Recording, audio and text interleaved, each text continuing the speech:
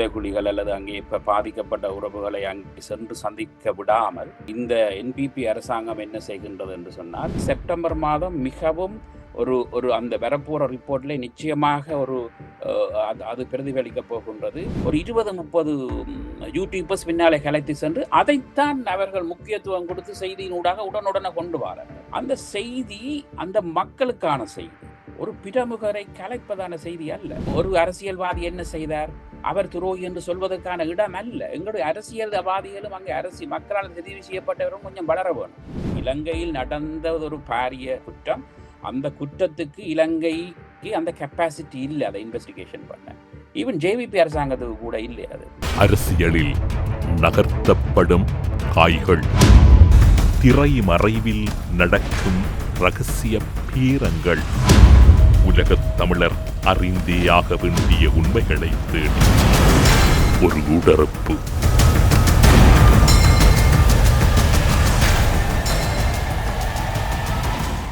ஊடறுப்பு நிகழ்ச்சியில் இன்று எம்மோடு இணைந்திருக்கக்கூடியவர் பிரித்தானிய தமிழர் பேரவையின் மனித உரிமைகள் இணைப்பாளராக இருக்கக்கூடிய சுதா அவர்களை இணைத்திருக்கின்றோம்.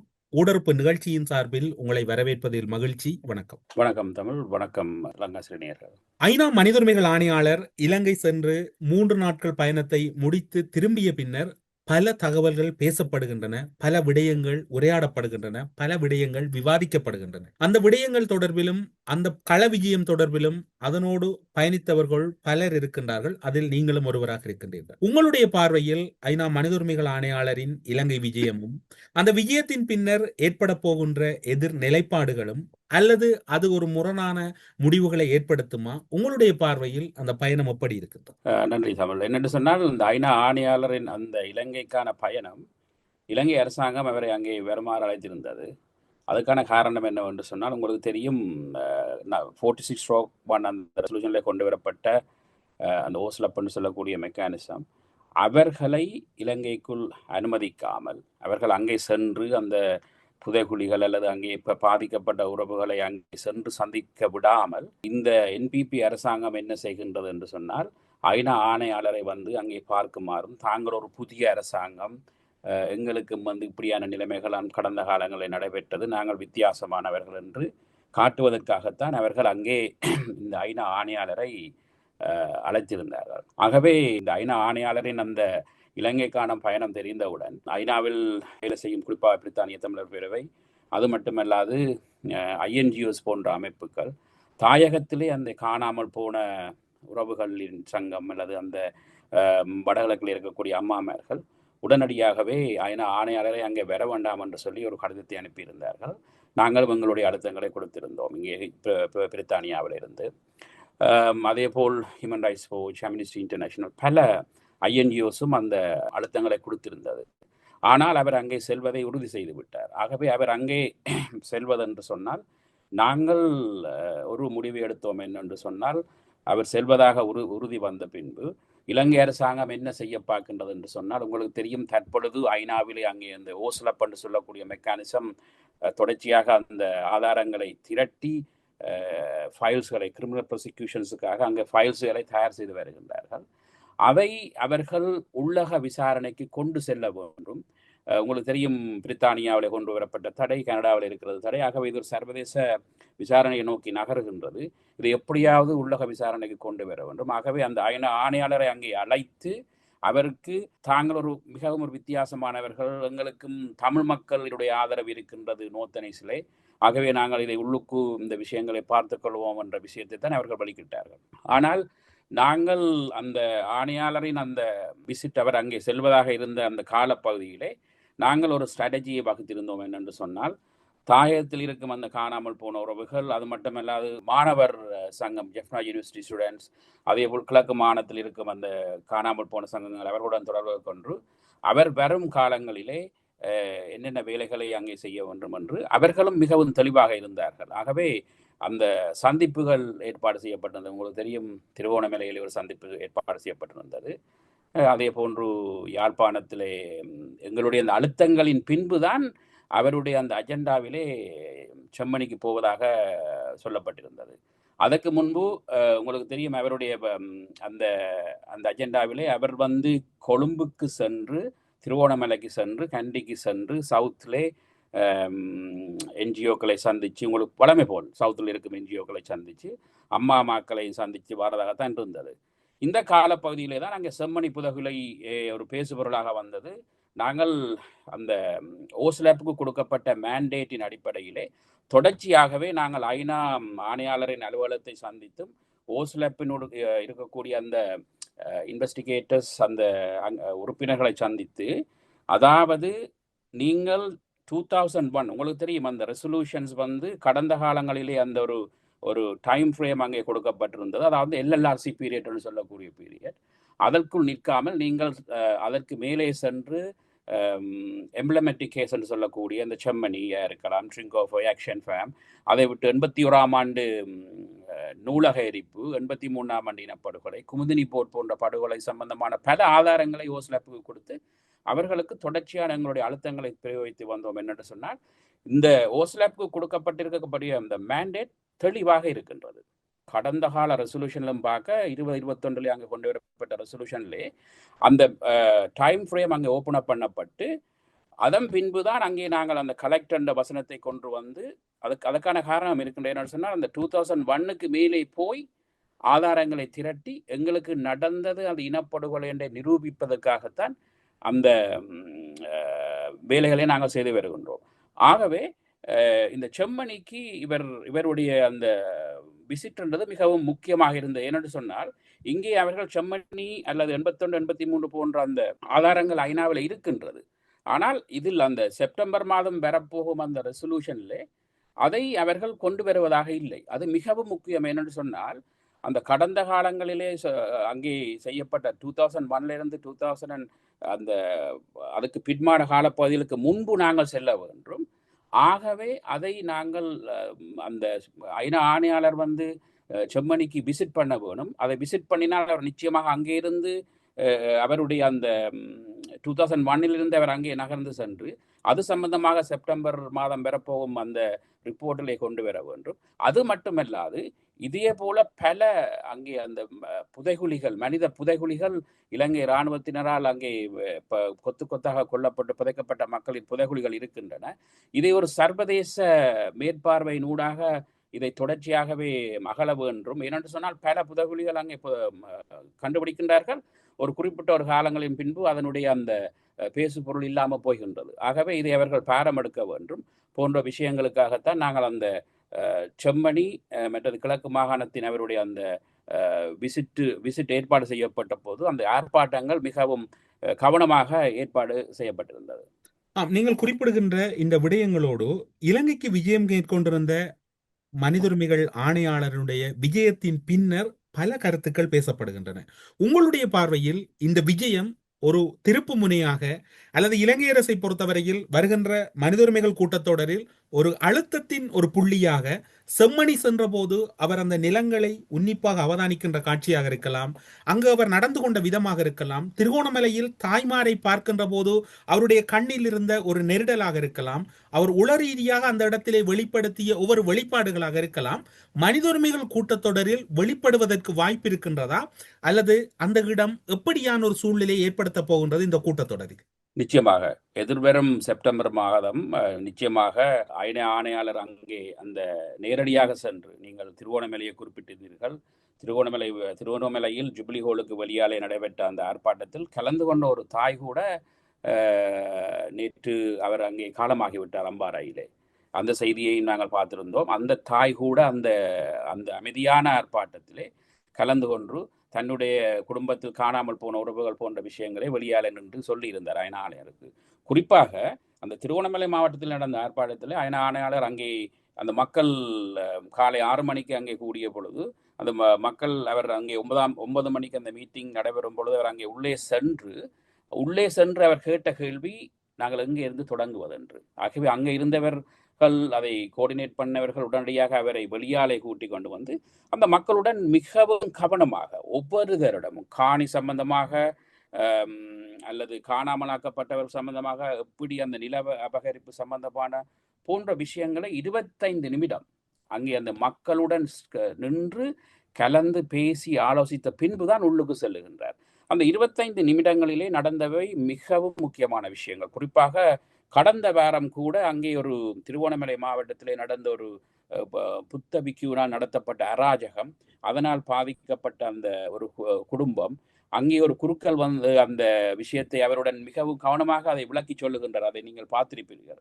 ஆகவே அந்த பௌத்தமயமாக்கல் சம்பந்தமான விஷயமா இருக்கலாம், அல்லது அங்கே அந்த காணாமல் போன உறவுகள், தங்களுடைய உறவுகள் 89ஆம் ஆண்டு காணாமல் போன உறவுகள் சம்பந்தமாகவும் சொல்லப்பட்டு அவர் அதையும் குறிப்பிட்டிருக்கின்றார். ஆகவே இந்த திருவண்ணாமலை மாவட்டத்திலே குறிப்பிட்ட விஷயம், அல்லது செம்மணிக்கு சென்று அந்த செம்மணி, ஏனென்று சொன்னால் உங்களுக்கு தெரியும், இதுதான் முதல் தடவை ஒரு ஐநா ஆணையாளர் வந்து நேரடியாக ஒரு புதைகுழியை சென்று பார்ப்பது. அதுவும் குறிப்பாக நாங்கள் அவருக்கு குறிப்பிட்டிருந்தோம், அவருடைய அந்த பயணம் தொடங்கும் போது அங்கே சிறுவர்கள், குடும்பம், பெண்கள் உடுப்பில்லாத முறையிலே, உடுப்புகள் இல்லாமல் அவர்கள் டோர்ச்சர் பண்ணப்பட்டு அங்கே புதைக்கப்பட்டிருக்கின்றார்கள். இது ஒரு திட்டமிட்ட ஒரு இனப்படுகொலை. அந்த சிறுவர்கள் என்ன செய்தார்கள்? ஆகவே அந்த இனத்தை அழிக்கணும் என்றுதான் இதை செய்திருக்கின்றார்கள். ஆகவே நீங்கள் அங்கே அதை போய் பார்க்க வேண்டும் என்று சொல்லி அங்கே அவர் சென்று அந்த இடத்தில் இருந்து சொன்ன செய்தி மிகவும் ஒரு முக்கியமான செய்தி. இது செப்டம்பர் மாதம் மிகவும் ஒரு அந்த வரப்போற ரிப்போர்ட்ல நிச்சயமாக ஒரு அது பிரதிபலிக்க போகின்றது. நாங்கள் என்னத்தை எதிர்பார்த்தோமோ, நாங்கள் எதற்காக அந்த அவருடைய அந்த இலங்கை பயணத்தை நாங்கள் செம்மணிக்கு நகர்த்தி சென்றோமோ அது நிச்சயமாக பிரதிபலிக்கும். ஏனென்று சொன்னால் எங்களுக்கு நடந்தது ஒரு இனப்படுகொலை. 48ஆம் ஆண்டு இலங்கை சுதந்திரம் அடைந்த காலத்திலிருந்தே அது நடைபெற்றுக் கொண்டது. பல பேருக்கு தெரியாது அந்த ஓஸ்லப் என்றால் என்ன. மிகவும் ஒரு கவலையான விஷயம் என்னவென்று சொன்னால், அந்த திருவோணமலையில் நடந்த சந்திப்பில் அவர் மக்களை கவனமாக 25 நிமிடம் நின்று அங்கே மினக்கட்டு செய்கின்றார். ஆனால் அந்த செம்மணியிலேயும் அந்த ஏற்பாட்டாளர்கள் வடிவாக செய்திருந்தார்கள். ஆனால் செம்மணியில் வந்து நீங்க பார்த்தீர்களாக இருந்தால், அந்த ஐநா ஆணையாளர் அந்த புதைகுழியை பார்த்து அங்கே செய்தியை சொல்லிவிட்டு அங்கிருந்து அவர் இங்கே வரும் பொழுது அந்த அவரை வழிவிடாமல் பல மிகவும் கவலையாக இருந்தது என்னென்னு சொன்னால், இதை ஏற்பாடு செய்வதற்கு பல வாரங்களானது. அது தளமாக இருக்கலாம், புலமாக இருக்கலாம், அல்லது அந்த மாணவர்கள் மிகவும் கஷ்டப்பட்டு ஏற்பாடு செய்யப்படுது. அந்த ஆணையாளர் வெறும் பாதையை புளாக் பண்ணி பல அந்த யூடியூபர்ஸ் என்று சொல்ல சில யூடியூபர்ஸ் ஆரம்பத்திலேயே இதுக்கான ஆதரவை தெரிவித்திருந்தார்கள். ஆனால் அவர்களுடைய முகத்தின் முன்பு அந்த கேமராக்களை கொண்டு செல்லும் பொழுது மிகவும் கவலையாக இருந்த. ஏன்னு சொன்னால், அந்த பாதிக்கப்பட்ட உறவுகள் அந்த 3 நாள் போராட்டத்திலே அவர்கள் அங்கே இருந்து தங்களுக்கு என்ன வேணும் என்றதை சொல்லிக் கொண்டிருக்கும் பொழுது, இங்கே இவர்கள் அவரை அந்த வழியில் மறைத்து அவர் அங்கே வருவதற்கான அந்த நெரிசலை ஏற்படுத்தி பின்னால் ஒரு பாராளுமன்ற உறுப்பினர் நின்று கொண்டு அவருடன் சென்றவர்கள் மிகவும் கவனமாக அந்த மக்களுக்கு நடந்த விஷயங்களை கேட்டு டிரான்ஸ்லேஷன் செய்து கொண்டு வருகின்றார்கள். ஆனால் இங்கே முந்தியடித்து அதை கூட கவனமாக செய்ய விடாமல் கூட சில தடைகள் ஏற்பட்டது. அது மட்டுமில்லாமல் இந்த அவருடைய நீங்கள் கேட்டது போல் அந்த அவருடைய அந்த வருகை, அந்த ஐநா ஆணையாளருடைய வருகை செம்மணியா இருக்கலாம், யாழ்ப்பாணத்தில் நடந்த சந்திப்புகளாக இருக்கலாம், என்னென்ன விஷயம் மாறி மாறி வரும் அரசாங்கங்கள் தமிழ் மக்கள் மீது தொடர்ச்சியாகவே அந்த திணிப்புகள் அல்லது நிலாபரிப்பாக இருக்கலாம், அல்லது இந்த காணி அல்லது பௌத்தமயமாக்கல் அல்லது திட்டமிட்ட அந்த போலீஸ் சிஐடியினுடைய அவர்களுடைய அந்த ஹரஸ்மெண்டாக இருக்கலாம், இது தொடர்ச்சியாக நடைபெறுகின்றது என்பதை அவர் மிகவும் கொழும்பிலேயே சொல்லி இருக்கின்றார். ஆகவே நிச்சயமாக செப்டம்பர் மாதம் நான் நினைக்கின்ற மிகவும் ஒரு ஸ்ட்ராங்கான ஒரு ரிப்போர்ட் ஒன்று ஓஸ்லப்பினால் அங்கே அவருக்கு கொடுக்கப்பட்டு அவரின் ஊடாக அது அங்கே ஐநாவிலே டெலிவர் பண்ணப்படும். ஆகவே நான் நினைக்கின்றேன் நாங்கள் ஒரு சரியான பாதையிலே நகர்ந்து செல்கின்றோம். இப்போ 2001 இருந்து 95, 89 போன்ற விஷயங்களை அவர் கதைக்க தொட்டிருக்கின்றார். அதே போல் 83 குமுதினி படுகள், அதுக்கான விஷயங்களை நாங்கள் அந்த ஓஸ்லாப் ரிப்போர்ட்டினுள் கொண்டு வருவதற்காக எங்களுடைய தொடர்ச்சியான வேலைகளை பிரித்தானிய தமிழர் வேலை செய்து வருகின்றது. அரசியல் பிரமுகர்களையும் அவர் சந்தித்திருந்தார், கொழும்பில் சந்தித்திருந்தார், அதே போன்று வடக்கு கிழக்கிலும் சந்தித்திருந்தார், பலரை சந்தித்திருந்தார், சிவில் சமூக பிரதிநிதிகளை சந்தித்திருந்தார். அரசியல் பிரதிநிதிகளை சந்திக்கின்ற போது அதில் ஏதோ ஒரு சொல்லாடலில் ஒரு குழப்பம் ஏற்பட்டதாகவும் உள்ளக பொறிமுறை நோக்கியே அவர்களுடைய கருத்துக்கள் பரிமாறப்பட்டதாகவும் கூறப்படுகின்றது. அதில் அதாவது இந்த விடயங்களோடு நெருக்கமாக பயணிக்கின்ற சுதாவினுடைய பார்வை எப்படி இருக்கின்றது? அந்த உரையாடல் தொடர்பில் உங்களுடைய நிலைப்பாடு? நிச்சயமாக நான் ஒரு செய்தியில் கூட பார்த்திருந்தேன். ஸ்ரீலங்கா பிரீஃப் என்ற செய்தி தளத்திலே கூட ஒரு ஹைபிரிட் மெக்கானிசம் என்ற பதம் அங்கே யூஸ் பண்ணப்பட்டிருந்தது. ஆகவே அதை பார்த்தவுடன் நான் சில பேருடன் கிரவுண்டிலே கம்யூனிகேட் பண்ணி இது யாருடைய வேலை என்று கேட்டிருந்தேன். ஏனென்று சொன்னால் உங்களுக்கு தெரியும் 2015ஆம் ஆண்டு அந்த நல்லாட்சி காலத்திலே அந்த ஹைபிரிட் என்று சொல்லக்கூடிய மெக்கானிசம் அங்கே கொண்டு வரப்பட்டு தான் இலங்கை அரசாங்கமும் அதற்கு தாங்களும் இதில் சேர்ந்து உறுதுணையாக இருக்கின்றோம் என்று சொல்லி அந்த ரெசல்யூஷனிலே கையெழுத்திட்டு இருந்தார்கள். ஆனால் அதற்கு என்ன நடந்தது? அதையும் தாண்டி நாங்கள் 2015ஆம் ஆண்டு அந்த ஹைபிரிட் என்ற பொறிமுறையையும் தாண்டி நாங்கள் இன்று உங்களுக்கு தெரியும் நாங்கள் அந்த ஓஸ்லப் என்ற மெக்கானிசத்தை செட்டப் பண்ணும் பொழுது 46 ஸ்ட்ரோக் அந்த ரெசல்யூஷனில் இருந்து நாங்கள் அதையும் தாண்டி நாங்கள் ஒரு சர்வதேச தளத்திலே சர்வதேச இன்டர்நேஷனல் கோர்ட் ஆஃப் ஜஸ்டிஸாக இருக்கலாம் அல்லது ஐசிசி அல்லது ஸ்பெஷல் கோர்ட்டில் தான் இதை நீங்கள் இன்வெஸ்டிகேஷன் செய்ய வேணும் என்று சொல்லி தொடர்ச்சியாக நாங்கள் அதை புஷ் பண்ணி கொண்டு வரும் பொழுது அங்கே இருக்கும் சில அரசியல்வாதிகள் அப்படியான அந்த சொற்பதங்களை யூஸ் பண்ணி பலர் சந்தித்திருந்தார்கள். அந்த அரசியல்வாதிகள் குறிப்பாக யார் இந்த கருத்துக்களை உங்களுக்கு ஞாபகம் இருக்கும்? நீங்கள் முதல் ஒரு முறை ஐநா ஆணையாளருக்கு கடிதம் எழுதும்படி நாடாளுமன்ற உறுப்பினர்களை சந்தித்த போது கூட அதில் 2 நாடாளுமன்ற உறுப்பினர்கள் சுமந்திரன் சாணக்கியன் ஆகியோர் அதில் ஒப்பமிடவில்லை. ஏனைய நாடாளுமன்ற உறுப்பினர்கள் ஒப்பமிட்டிருந்தார்கள். அது தொடர்பில் நீங்கள் ஒரு முறை இதே செவ்வியிலே பிரஸ்தாவித்திருந்தீர்கள். இந்த கருத்துக்களை யார் வலியுறுத்தினார்? எனக்கு அந்த கருத்துக்களை யார் வலியுறுத்தினவர் என்று தெரியவில்லை. ஆனால் அங்கு அந்த சந்திப்பில் சென்ற சில பாராளுமன்ற உறுப்பினர்கள் எங்களுடைய தொடர்புகளை ஏற்படுத்தியிருந்தார்கள். அவர்களுக்கு நாங்கள் தெளிவாக சில ஆவணங்களை தயாரித்து கூட நாங்கள் அவருக்கு சொல்லியிருந்தோம். என்ன தேவை எங்களுக்கு செப்டம்பரில் என்றதை நீங்கள் வலியுறுத்த வேண்டும். என்னென்னு சொன்னால் தளத்திலிருந்து மக்களால் தெரிவு செய்யப்பட்ட அந்த அரசியல் பிரதிநிதிகளும் அல்லது சிவில் அமைப்புகளும் எங்களுக்கு ஒரு சர்வதேச விசாரணை வேணும் என்றதைத்தான் தொடர்ச்சியாக வலியுறுத்த வேண்டும். அங்கே சில பாராளுமன்ற உறுப்பினர்கள், நான் நேற்றும் கூட ஒரு செய்தியில் பார்த்திருந்தேன், ஜோசப் பிரராஜ்சிங்கம் அவர்களுடைய அந்த வழக்கை கூட இலங்கையிலே செய்வதற்காக தொடர்ச்சியான அழுத்தங்களை செலுத்தி வருகின்றார்கள். ஆனால் அவருடைய மகனும் சென்றிருந்தார். யார் வலியுறுத்தினார்கள்? அவருடைய மகனா? இல்லை, அவருடைய மகன் இல்லை. நான் நினைக்கின்றேன் சாணக்கியன் அதை சொல்லியிருந்தார். ஒன்று என்ன கவலை என்று சொன்னால் இலங்கையில் இருக்கும் அந்த தமிழ் அரசியல்வாதிகளுக்கு கூட அந்த ஓஸ்லப்பினுடைய அந்த மெக்கானிசம் என்னத்தை செய்கின்றது. அது செப்டம்பர் மாதம் உங்கள் மீது இப்படி ஒரு குற்றச்சாட்டும் இருக்கின்றது. புலம்பெயர்ந்த நாடுகளில் டயஸ்போராவாக இருந்து கொண்டு எங்களுடைய தாயக அரசியலை கட்டுப்படுத்துவதற்கும் அல்லது எங்களை ரிமோட் கண்ட்ரோலில் இயக்குவதற்கும் இவர்கள் யார்? நாங்கள் தானே மக்களோடு பயணிக்கின்றோம் என்ற கருத்துக்களையும் குறித்த அரசியல்வாதிகள் தானே நிலத்திலே கூறிக்கொண்டிருக்கின்றார்கள். இல்லை, இவர்கள் எல்லாம் இப்படியான குற்றச்சாட்டுகளை வைக்க முன்பு இன்றைக்கு அந்த அக்கௌண்டபிலிட்டி ப்ரோசஸ் என்றது புலம்பெயர்ந்து வாழும் அமைப்புகளினால் தான் முன்னெடுக்கப்பட்டது. அதன் பின்புதான் குறிப்பாக பிரித்தானிய தமிழர் பேரவை, தமிழரசு கட்சியில் இருக்கக்கூடிய டிஎன்ஏயில் இருக்கக்கூடிய அது அப்பொழுது உங்களுக்கும் அது ஞாபகம் இருக்கும் என்று நினைக்கின்றேன், தமிழ் ஸ்ரீதரன், சுரேஷ் பிரேமச்சந்திரன் ஆகியோரை ஐநாக்கு அழைத்து அதன் பின்புதான் அங்கே அதன் பின்னர் ஸ்ரீதரன் ஐநா கூட்டத்தொடரில் கலந்து கொள்வதற்கு சம்பந்தன் கூட தடை விதித்திருந்தார். சம்பந்தன், சுமந்திரன் போன்றவர்கள் தடை விதித்திருந்தார்கள். தங்களுடைய அனுமதி இல்லாமல் கலந்து கொள்ளக்கூடாதுன்னு. ஆனால் உங்களுடைய பொதுச் செயலாளர் ரவி அவர்கள் தொடர்ச்சியாக ஸ்ரீதரன் அவர்களை ஐநாவுக்கு அழைத்த போது கட்சியிலிருந்து நீக்கப்படுகின்ற ஒரு சூழ்நிலையும் இருந்ததல்ல அவருக்கு? நிச்சயமா அப்படியான உள்பூசல்கள் நிறைய இருந்தது. இருந்தாலும் நாங்கள் அங்கே ஐநாவிலே வேலை செய்யும் பொழுது எங்களை கேட்டார்கள். 2009 நாங்கள் தொடர்ச்சியான எங்களுடைய வேலை திட்டங்களை செய்யும் பொழுது தாயகத்திலே மக்களால் தெரிவு செய்யப்பட்ட பாராளுமன்ற உறுப்பினர்களை இங்கே கொண்டு வாருங்கள் என்று கேட்ட பொழுதுதான் நாங்கள் அங்கே அவர்களை கொண்டு வந்திருந்தோம். அதன் பின்புதான் அமெரிக்காவுக்கு சென்றதும், அமெரிக்காவினுடைய ரோபோட்டோ பிள்ளைக்கு சந்திக்க சென்றதும், ரோபோட்டோ பிள்ளைக்கு சந்திக்க செல்லும் பொழுது அவருடைய என்ன கதைப்பது என்று சொல்லி அங்கே அந்த வாகனத்திலே கதைக்கப்பட்டதும் பல விஷயங்கள் அங்கே இருக்கின்றன. என்னென்று சொன்னால் நாங்கள் உள்ளுக்கு இருந்து வேலை செய்யும் பொழுது சில விஷயங்களை சொல்ல முடியாது. ஆனால் புலம்பெயர்ந்து வாடும் நாடுகளில் இருக்கும் அமைப்புகள் தான் ரிமோட் இதிலே கண்ட்ரோல் பண்ணுகிறார் என்று சொன்னால் அது மிகவும் தவறான செய்தி. புலமும் தளமும் தொடர்ந்து வேலை செய்தால்தான் எங்களுடைய மக்களுக்கான நீதியாக இருக்கலாம், அரசியல் தீர்வாக இருக்கலாம், நாங்கள் நிச்சயமாக பெறலாம். நீங்கள் புலம்பெயர்ந்து வாழும் நாடுகளிலே கடந்த காலங்களிலே நீங்கள் செய்த தவறு என்ன? நீங்கள் புலம்பெயர்ந்த வாழும் நாட்டிலே தமிழரசு கட்சியை சேர்ந்தவர்கள் ஒரு சில நபர்களுடன் சேர்ந்து இந்த வேலை திட்டங்களை நகர்த்தும் பொழுதுதான் நாங்கள் இந்த நிலைமையில வந்திருக்கின்றோம். எங்களுக்கு பல சந்தர்ப்பங்கள் இருந்திருக்கின்றன. நாங்கள் ஒரு கலெக்டிவாக தமிழரசு கட்சியாக இருக்கலாம் அல்லது டிஎன்ஏ இருக்க ஒரு ஒட்டுமொத்த டயஸ்போராவையும் சேர்த்து எங்கேயாவது ஒரு சந்திப்பு குழு அல்லது தொடர்ச்சியான வேலைகளை செய்திருக்காங்க இல்லை. ஆகவே இது இலங்கை அரசாங்கத்துக்கு மிகவும் ஒரு சாதகமாக இருந்தது. சுதா ஆகவே அவர்களே, நாங்கள் உடைத்து பேசுவோம். இன்னும் தொடர்ச்சியாக மௌனம் காக்க முடியாது. இந்த இனம் கிட்டத்தட்ட தமிழர் இன அழிப்புக்குட்பட்ட இனம் இன்று ஒட்டுமொத்த அடையாளத்தையும் அழிந்து விடுகின்ற ஒரு ஆபத்தான சூழ்நிலைக்குள் இருக்கின்றது. சுமந்திரன் அவர்கள் தனியொரு அமைப்புகளோடு புலம்பெயர்ந்த நாடுகளில் சர்வதேச அமைப்புகள், சர்வதேச பிரதிகளை சந்தித்து அவர் ஒரு வேலை திட்டத்தை முன்னெடுக்கின்றார். உங்கள் போன்ற மனித உரிமைகள் அமைப்புகளோடு வேலை செய்யக்கூடிய ஒரு பெரும் அமைப்புகள் பல சேர்ந்து இன்னும் ஒரு கட்டத்தில் தளத்திலே வேலை செய்கின்றது.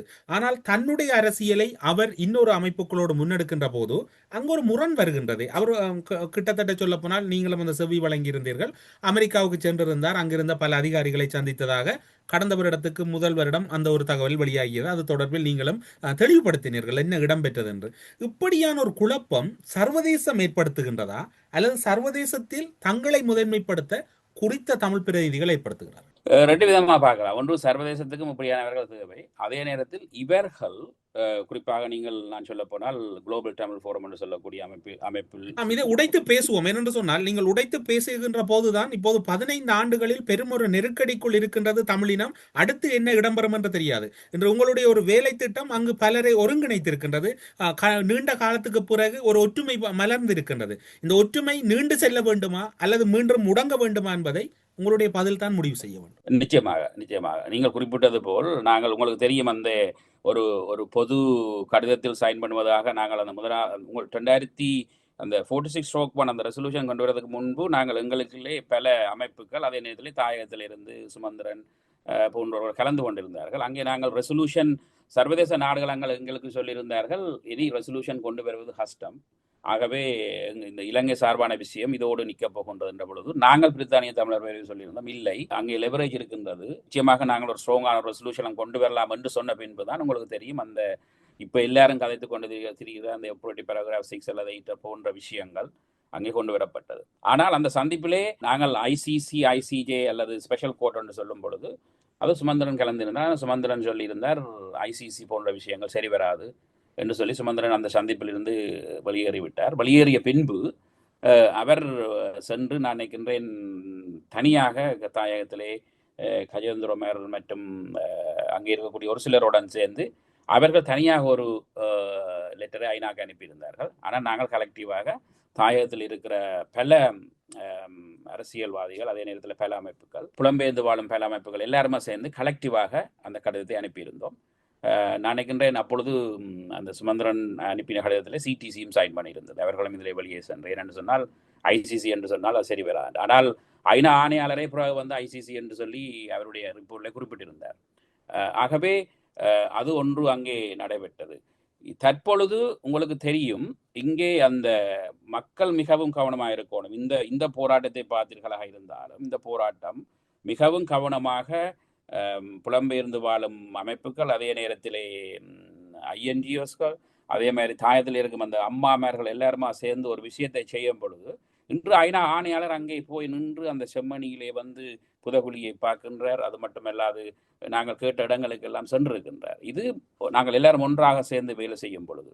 ஆகவே எதிர்வரும் காலத்திலே நீங்கள் குறிப்பிட்டது போல் இப்படி தனி நபர்கள் தங்களுடைய அந்த என்னென்னு சொல்றது, ஒரு சுய விருப்பமா அல்லது ஒரு அரக்கன்தனமா என்னென்னு சொல்ல தெரியவில்லை. இவர்கள் இங்கே புலம்பெயர்ந்து வாழும் நாடுகளில் இருக்கும் தனி நபர்கள் போன்றோர், உங்களுக்கு தெரியும், உலகத் தமிழர் பேரவையில் இருக்கக்கூடிய ஒரு சிலருடன் சேர்ந்துதான் இந்த சர்வதேச நாடுகளுடன் சந்தித்து தாங்கள் மக்களுடைய பிரதிநிதிகள் என்று சொல்லி அங்கே சென்று சில விஷயங்களை கதைக்கும் பொழுதுதான் இங்கே பல குழப்பங்கள் ஏற்படுகின்றன. அதை நாங்கள் கவனமாக பார்க்க வேண்டும் நினைக்கின்றேன்.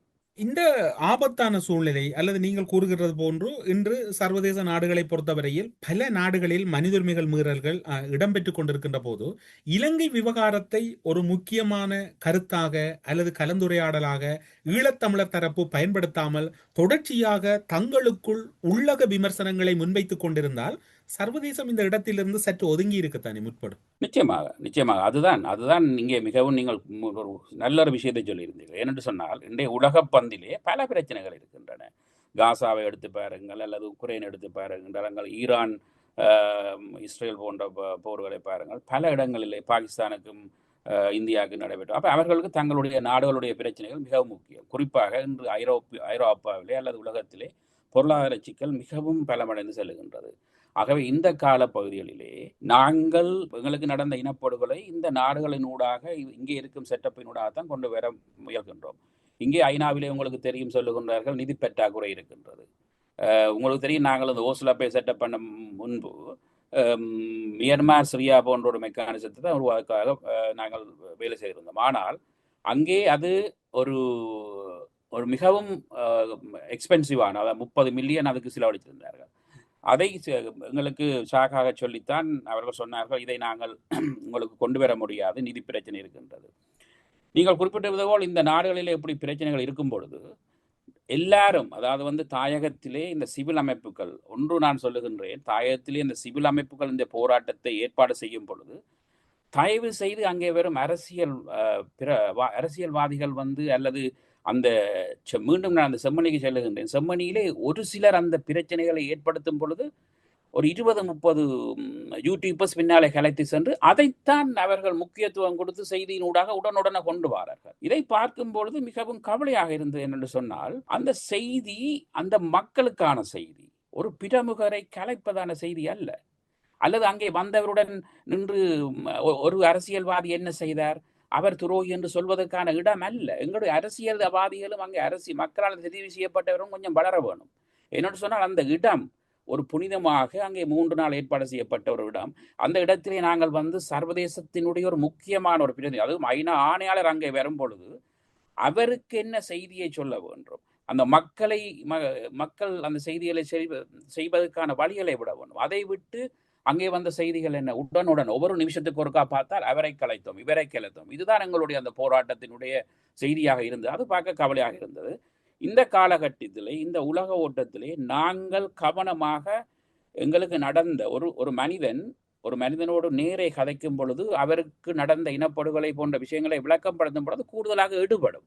ஊடகத்தினூடாக வரும் பொழுதும் அல்லது அவர் நேரே காணும் பொழுதும் இப்படியான வேலைகளை மிகவும் கவனமாக செய்ய வேண்டும். இந்த தருணத்திலே நான் நினைக்கின்றேன் செப்டம்பர் மாதம் அங்கே ஒரு ரெசல்யூஷன் ஒன்று கொண்டு வர இருக்கின்றது.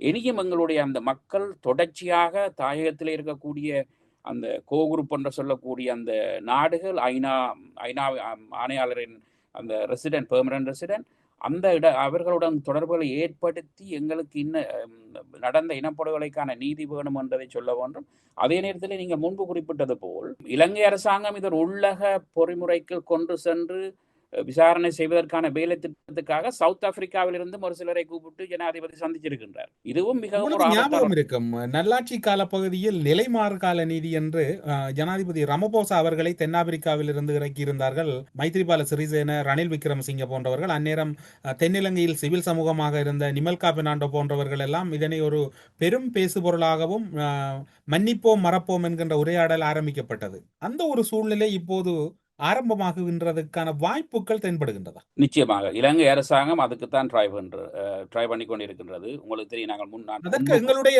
தமிழ் அரசியல்வாதிகளும் பின்தளத்தில் இருப்பதாக கூறப்படுகின்றது. அதில் உண்மை இருக்கின்றது. குறிப்பாக நான் நினைக்கின்றேன், அந்த காலத்திலே நான் முன்பு குறிப்பிட்டது போல் உலக தமிழர் பேரவை இந்த சவுத் ஆப்பிரிக்கன் டிஆர்சி என்று சொல்லக்கூடிய அந்த விஷயத்திலே அதனுடைய பேச்சாளராக இருந்த சுரேந்திரன் அவர்கள் மிகவும் ஆர்வமாக இருந்திருந்தார்.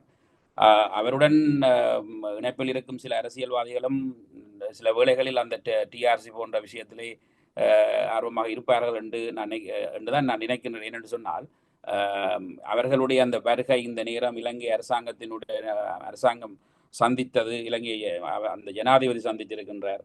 ஆகவே இது சம்பந்தமாக அவர்களும் கதைத்திருக்கிறார்கள் என்று சொல்லி சவுத் ஆப்பிரிக்காவின் முன்னாள் பிரசிடென்ட் அங்கே செய்தித்தளங்களிலே பார்த்திருந்தேன்.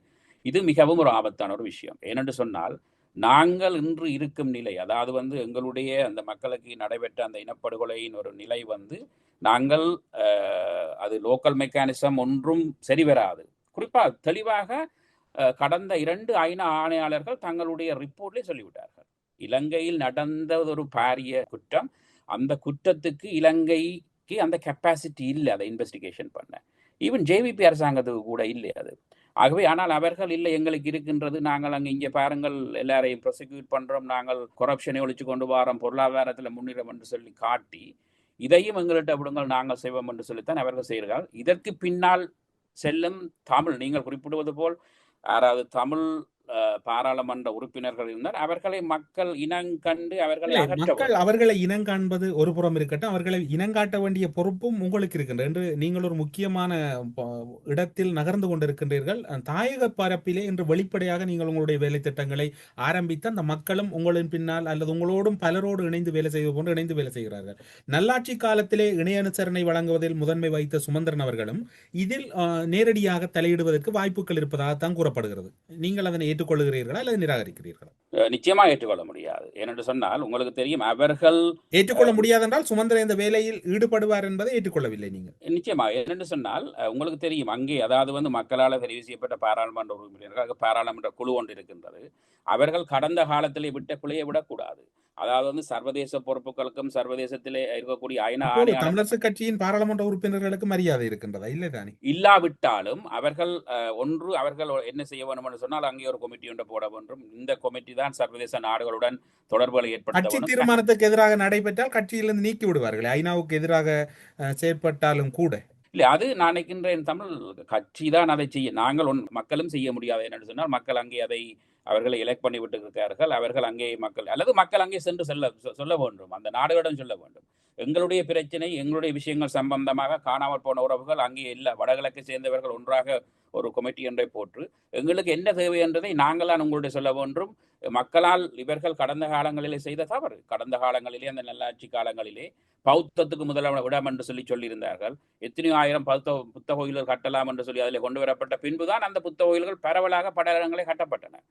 ஆகவே இன்று கட்டப்பட்டு கொண்டும் இருக்கின்றன. ஆகவே அங்கே அது தமிழரசு கட்சியா இருக்கலாம் அல்லது எந்த அரசியல் கட்சிகளா இருந்தாலும் அவர்கள் ஒரு தனி மனிதரை அங்கே செல்ல விடக்கூடாது. கடந்த காலங்களில் தனி மனிதராக வருவார். நான் அங்கே அந்த தமிழரசு கட்சி சில அரசியல் அங்கே ஒரு மக்களால் தெரிவு செய்யப்பட்ட பிரதிநிதிகளுடன் கலைக்கும் பொழுது அவர்களுக்கு அந்த ஓஸ்லப்பை அல்லது ஐநாக்கு வந்து சந்தித்து விட்டு அங்கே அவர்களுக்கு அதற்கான பிரீஃப் கொடுக்கப்பட்டிருக்காண்டா இல்லை. அவர்களை கேட்டால் அவருக்கு தெரியான்னு சொல்லுவார்கள், என்ன நடக்குன்னு தெரியான்னு சொல்லுவார்கள். இதுகளை நான் நினைக்கின்றேன் அவர்கள்லாம் சரிப்படுத்த வேண்டும். நாங்கள் அதை அந்த ஒரு கட்சிக்குள் சென்று நாங்கள் அதை சரிப்படுத்த முடியாது, அவர்கள் அதை சரிப்படுத்த வேண்டும். அதே நேரத்திலே மக்களும் விழிப்பாக இருக்க வேண்டும். என்னென்னு சொன்னால் செப்டம்பர் மாதம் மிகவும் முக்கியமான ஒரு காலம். இந்த செப்டம்பர் மாதம் வரப்போறும் அந்த ரெசல்யூஷன், அதில் கொண்டு வரப்போகிற விஷயம், நாங்கள் ஓஸ்லப்பை அங்கே அவர்கள் மீண்டும் அதற்கான காலங்களை கொடுத்து அதிலிருந்து நாங்கள் இதை எப்படி சர்வதேச ஐசிசியா இருக்கலாம், ஐசிஜேக்கு அல்லது ஒரு ஸ்பெஷல் கோர்ட்டுக்கு இதை ரிஃபர் வேணும் என்பதைத்தான் மக்கள், அந்த பாதிக்கப்பட்ட உறவுகளாக இருக்கலாம், அங்கே இருக்கும் சிவில் சமூகங்களாக இருக்கலாம், அவர்கள் இதற்காகத்தான் அங்கே வேலை செய்ய வேண்டும்.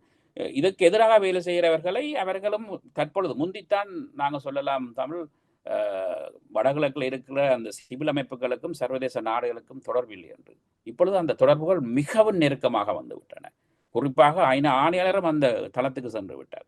ஐநா ஆணையாளர் அந்த அலுவலகத்துடனும் அவர்களுடைய தொடர்பு வந்து விட்டார். கடந்த காலத்தை போன்ற தமிழ் மக்களை ஏமாற்ற முடியாது, அரசியல் கட்சிகள் கடைசி வரை முடியாது. என்னென்னு சொன்னால் அந்த மக்களுக்கும் சர்வதேசத்துக்குமான தொடர்பு மிகவும் நெருக்கமாக வந்திருக்கிறது. அப்படி ஏமாற்ற நினைப்பவர்களை அல்லது ஏமாற்றுவதற்காக சில நடவடிக்கைகள் எடுப்பவர்கள் மக்கள் உடனடியாகவே வெளிக்கொண்டு வந்து அவர்களை நிராகரித்து வெளியேற்ற வேண்டும். அதுதான் அதனுடைய பிரதிபலிப்பு தான் அங்கே அந்த போராட்டங்களில் வந்த குழப்பங்களும். ஊடறுப்பு நிகழ்ச்சியில் இணைந்து கொண்டு ஐநா மனித உரிமைகள் கூட்டத்தொடர் இடம்பெறவுள்ள சூழ்நிலையில் இலங்கை சென்று திரும்பிய ஐநா மனித உரிமைகள் ஆணையாளருடைய முக்கியத்துவமும் அந்த விஜயத்தின் பின்னர் ஏற்பட போகின்ற மாற்றங்களும் சிவில் சமூகங்களின் பலமும் புலம்பெயர்ந்திருக்கக்கூடிய தமிழ் அமைப்புகளின் ஒற்றுமையும் எதிர்கால செயற்பாடும் என்று பல முக்கியமான தகவல்களை ஊடறுப்பு நிகழ்ச்சியின் வாயிலாக வெளிப்படுத்தியமைக்கு சிறப்பு நன்றிகளோடு உங்களிடம் விடைபெற்றுக் கொள்கிறோம். நன்றி, வணக்கம். நன்றி, வணக்கம். அரசியலில் நகர்த்தப்படும் காய்கள், திரைமறைவில் நடக்கும் இரகசிய பீரங்கள், உலகத் தமிழர் அறிந்தேயாக வேண்டிய உண்மைகளை தேடி ஒரு ஊடறுப்பு.